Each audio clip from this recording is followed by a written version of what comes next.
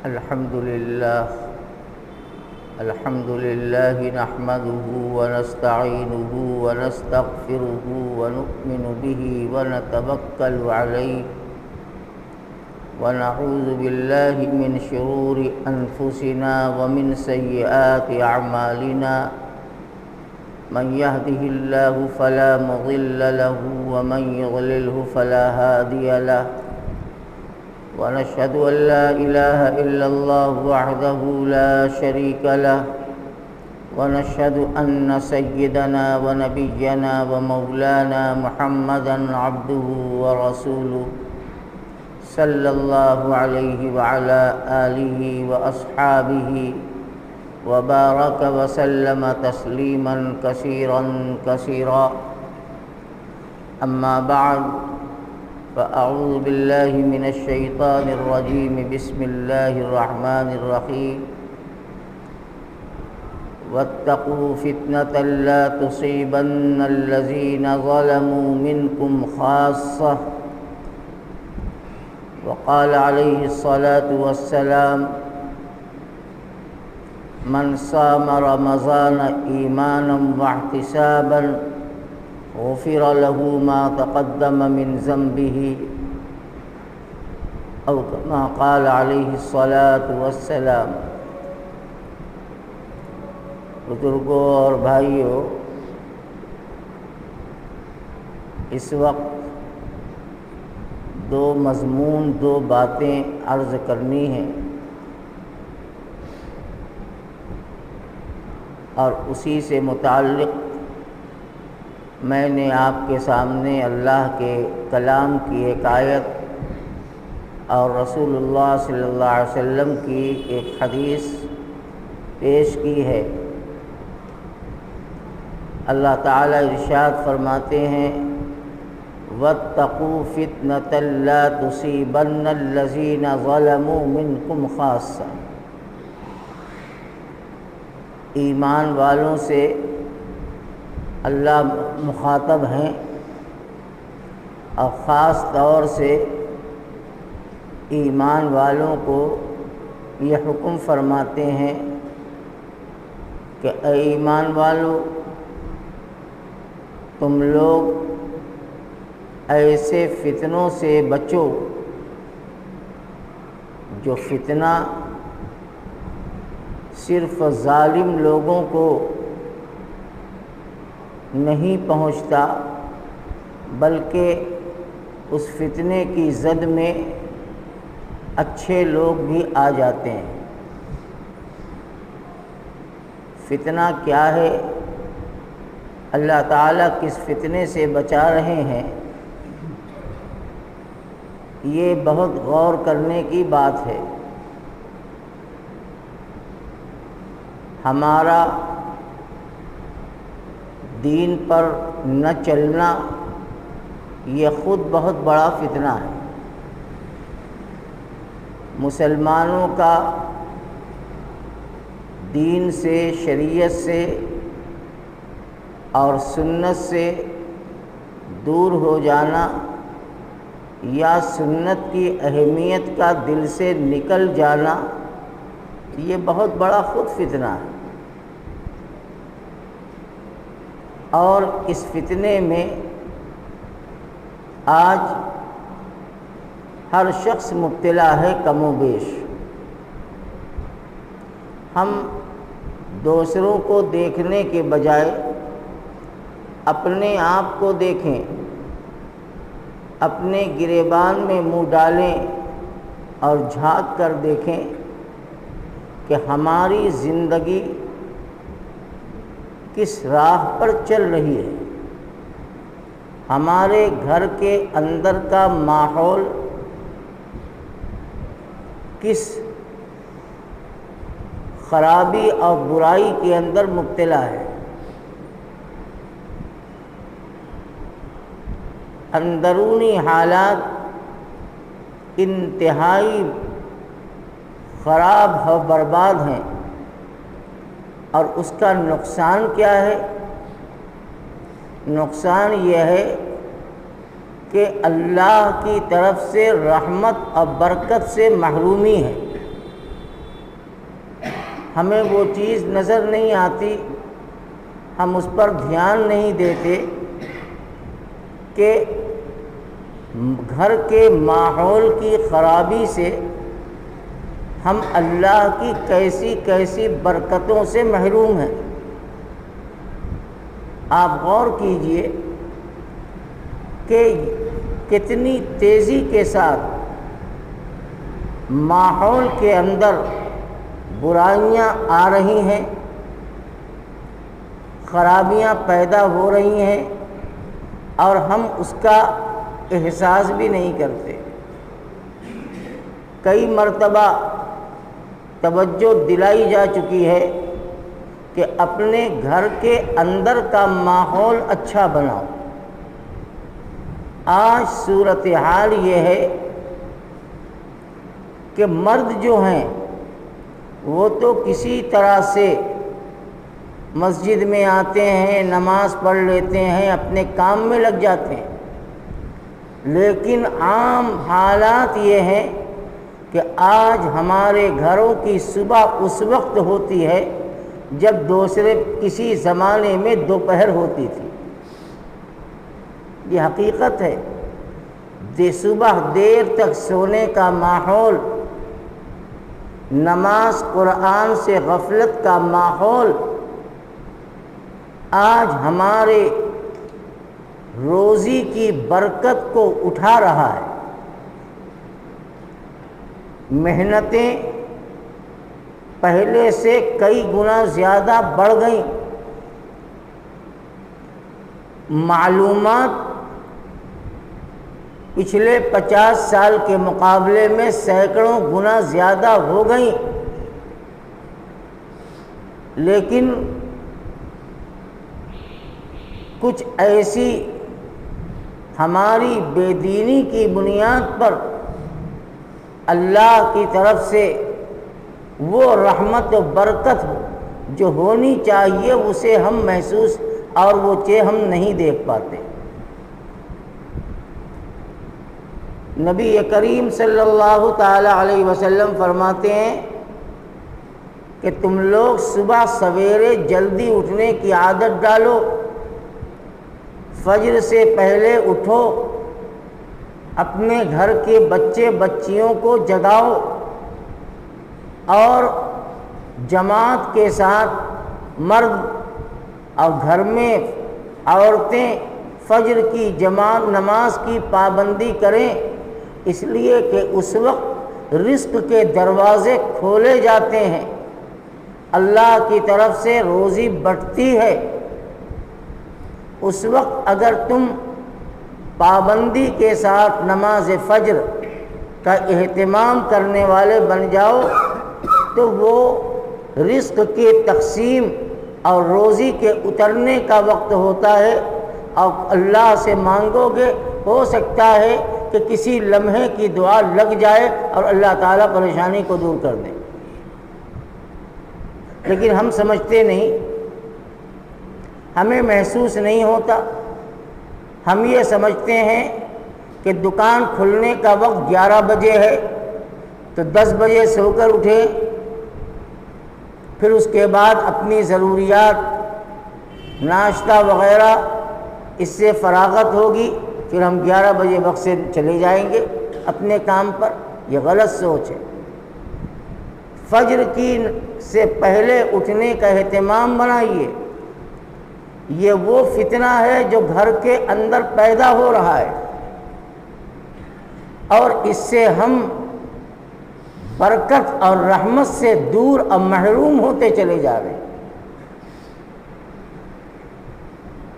بہت ہی نازک صورتحال ہے اچھے اچھے دیندار گھرانوں کی کہ اب رات میں دیر سے سونے کی عادت اور صبح دیر سے اٹھنے کا ماحول، یہ ہمارے لیے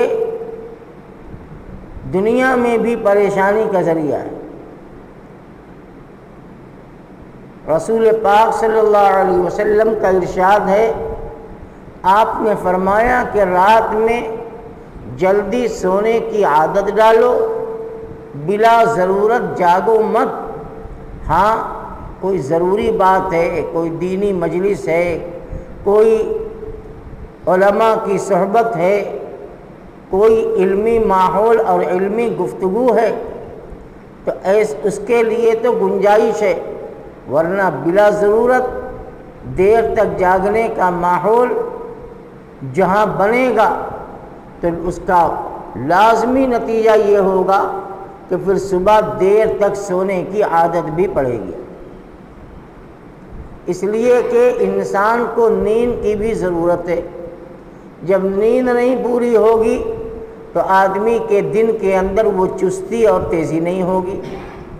اس لیے اللہ کے نبی نے فرمایا کہ رات میں جلدی سونے کی عادت ڈالو، اور جب رات میں جلدی سونے کی عادت ڈالو گے تو ضرور تمہاری نیند فجر سے پہلے کھل جائے گی۔ فکر نہیں ہے، چونکہ فکر اور اہمیت نہیں ہے۔ اگر فکر ہو جائے تو صبح سویرے اٹھنا کوئی مشکل نہیں ہے۔ میں اس کی مثال دیتا ہوں۔ آپ نے اپنے بچوں کے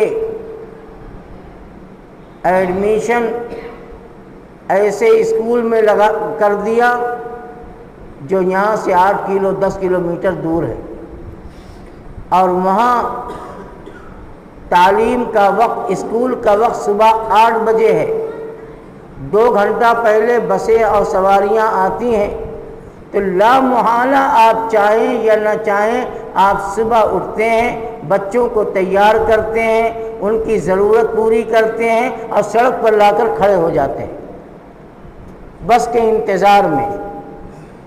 اب جتنی دیر میں آئے گی، اگر آدھا گھنٹہ کھڑا رہنا پڑے گا تو آپ اس کے لیے بھی تیار ہیں کہ بچے کو اسکول ٹائم سے بھیجنا ہے۔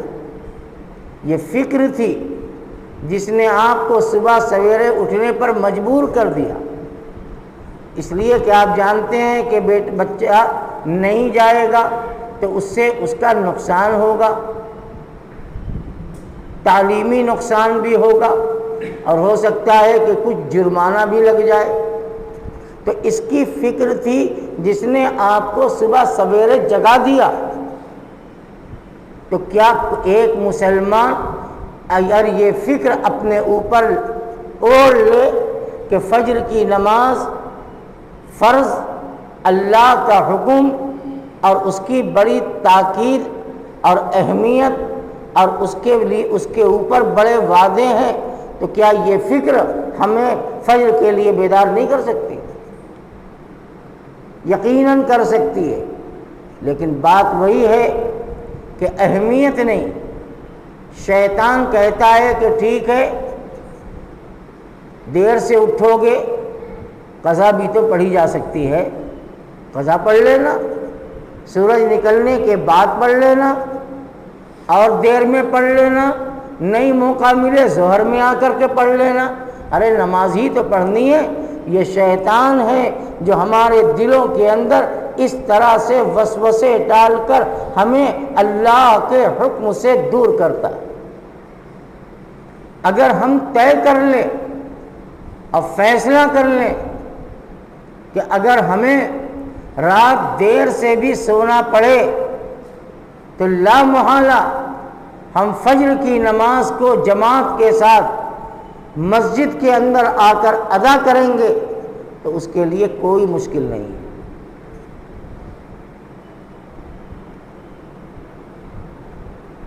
منافقین کی ایک عادت قرآن نے بیان کی ہے۔ منافق کسے کہتے ہیں؟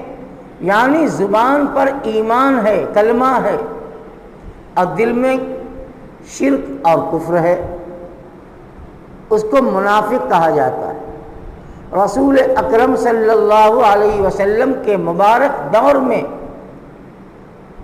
نماز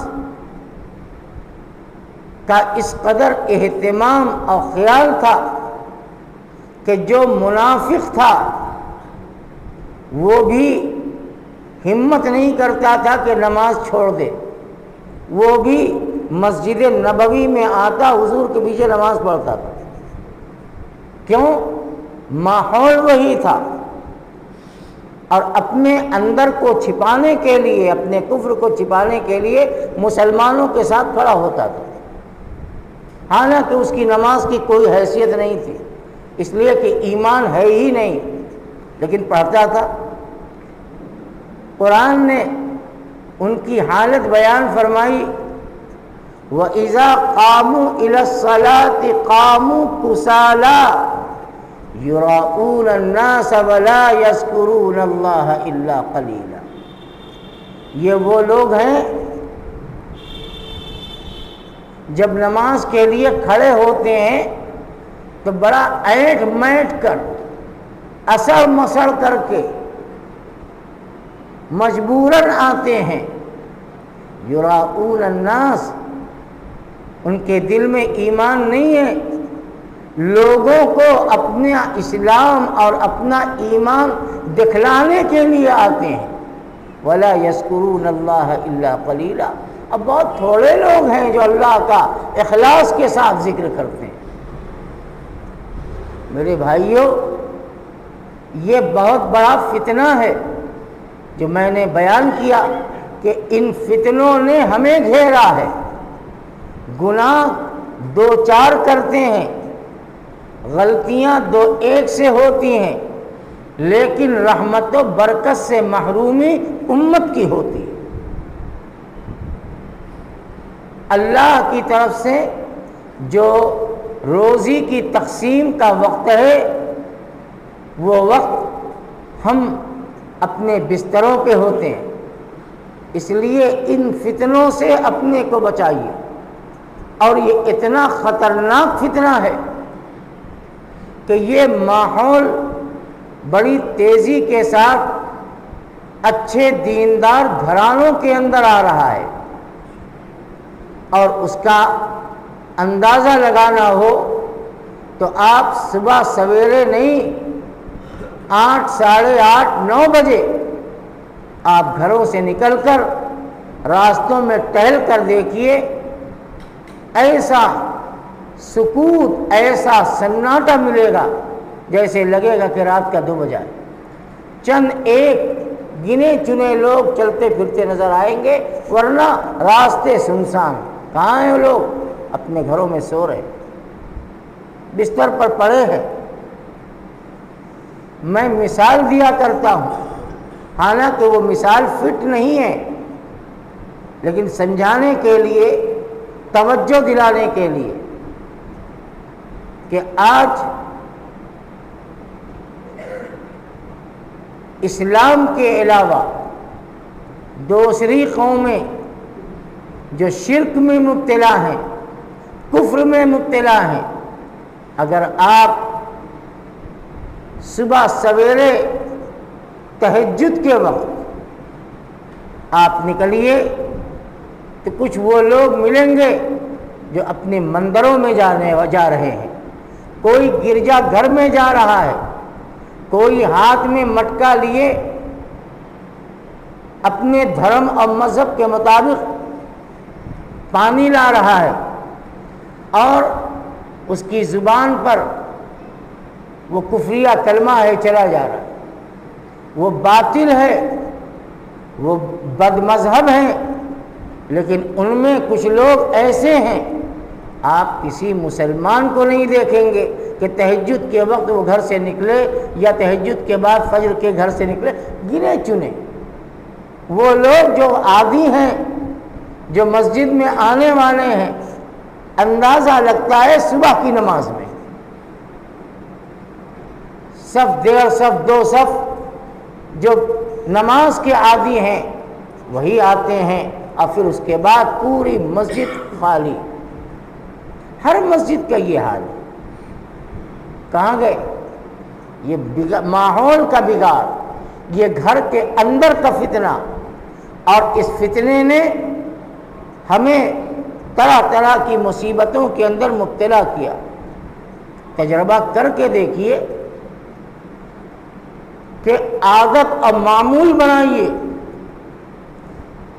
فجر کی پابندی کی، اور فجر کے بعد تلاوت کے پابندی کی، اور گھر کا ہر چھوٹا بڑا اس ماحول کے اندر آ جائے تو اللہ کی طرف سے آپ کو دلی سکون ملے گا، دل کے اندر اطمینان ہوگا، اور یہ دل کا سکون یہ وہ دولت ہے جو آدمی دنیا کی دولت سے نہیں خرید سکتا۔ وہ اللہ کی یاد، اللہ کے ذکر سے ہی وہ دولت ملتی ہے۔ اللہ والے جو خانقاہوں میں اپنے مریدین کی تربیت میں اور ان کی اصلاح میں رکھتے ہیں تو ان کی سب سے پہلی ہدایت یہی ہوتی ہے کہ تم وعدہ کرو کہ ہم نماز کی پابندی کریں گے۔ بیعت کرتے ہیں اور یہ عہد لیتے ہیں ہم گناہ کے کام نہیں کریں گے، نماز نہیں چھوڑیں گے، جھوٹ نہیں بولیں گے، وعدہ خلافی نہیں کریں گے۔ کیوں؟ اس لیے کہ اگر مسلمان ان چیزوں پر آ جائے تو پھر خدا تعالیٰ کی طرف سے اس کی غیبی مدد ہوتی ہے، اور وہ غیبی مدد نظر نہیں آتی، محسوس کی جا سکتی۔ تو اللہ تعالیٰ نے قرآن میں فرمایا وَاتَّقُوا فِتْنَةً لَا تُصِيبَنَّ الَّذِينَ ظَلَمُوا مِنْكُمْ خَاصَّةً۔ اے ایمان والو، تم ایسے فتنوں سے بچو جو فتنہ صرف ظالموں تک نہیں پہنچتا، اس میں اچھے بھی مبتلا ہوتے ہیں، غلطیاں دو چار کرتا ہے لیکن بھگتان سب کو بھگتنا پڑتا ہے، اثر سب کے اوپر پڑتا ہے۔ دوسری چیز، بہت سے لوگ ہیں جو مزدوری پیشہ ہیں،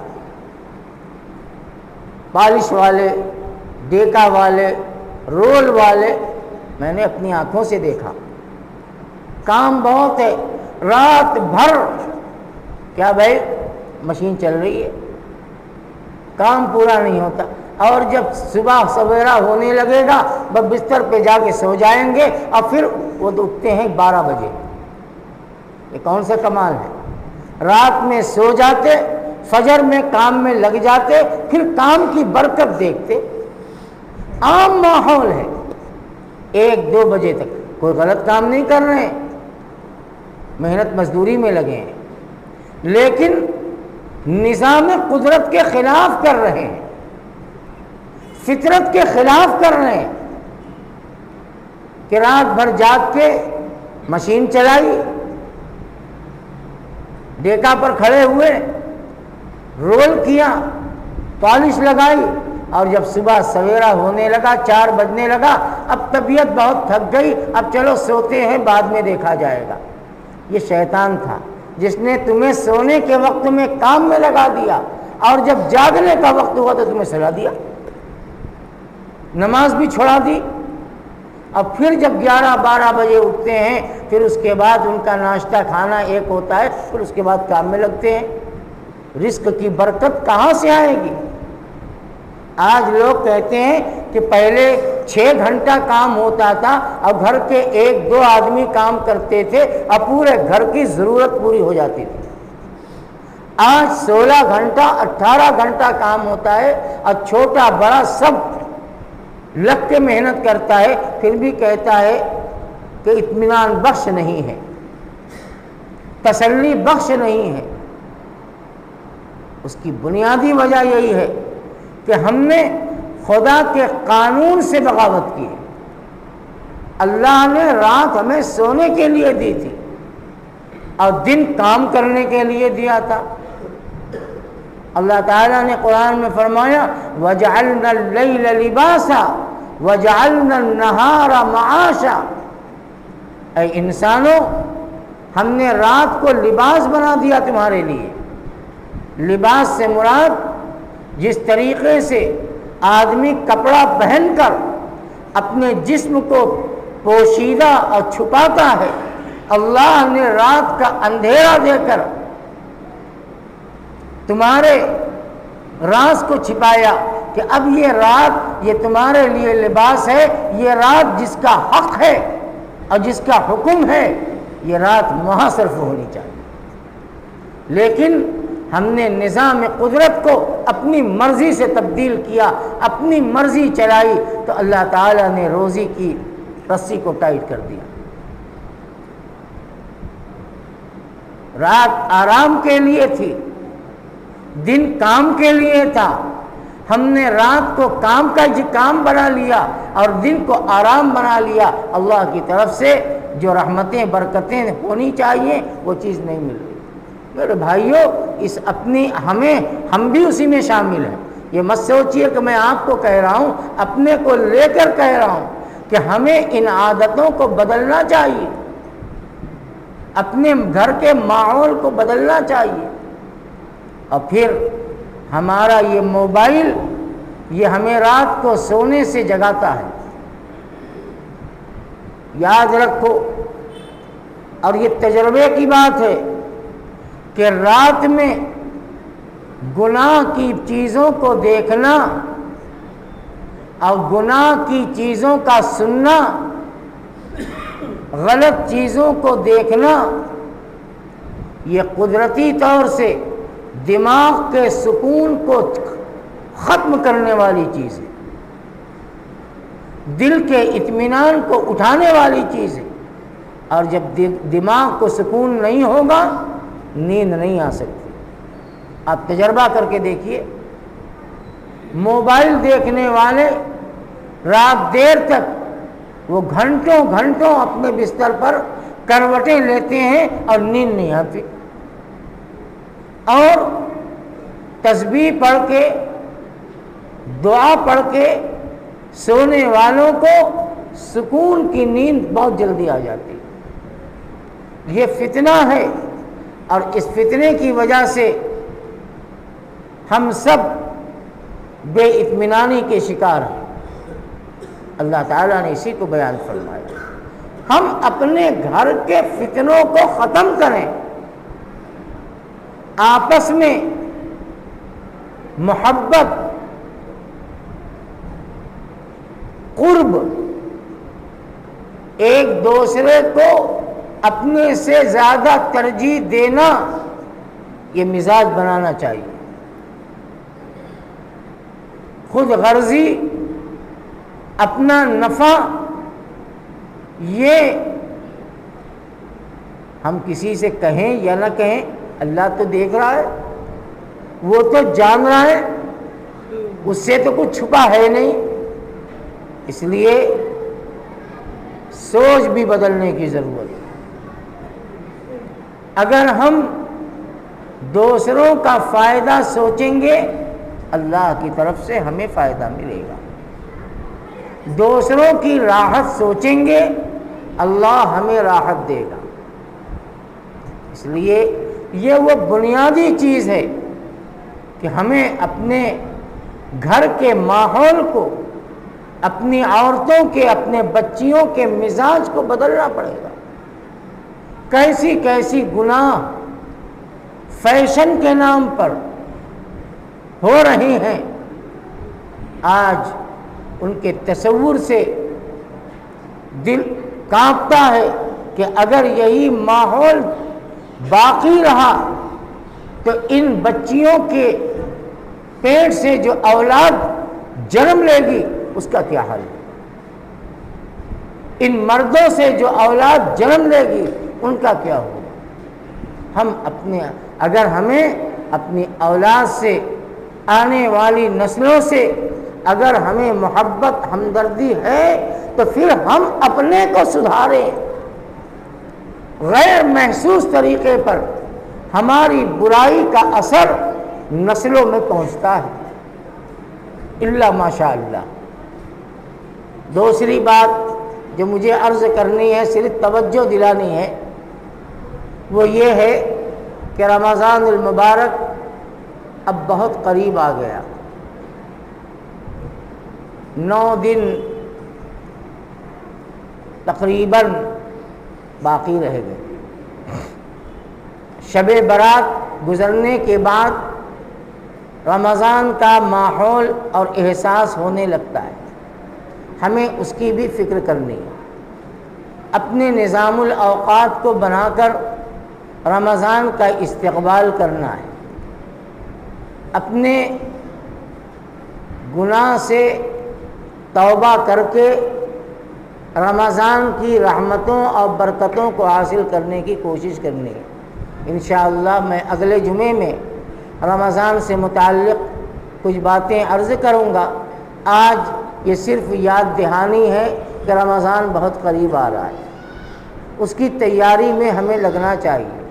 اور رمضان کی تیاری یہ ہے کہ حافظ جن کو قرآن کریم سنانی ہے وہ تو اپنے دور میں پڑھنے پڑھانے میں لگے ہوئے ہیں، لیکن قرآن ایک ہے قرآن کا پڑھنا اور ایک ہے قرآن کا پڑھنے کا حق ادا کرنا، یہ دو چیزیں۔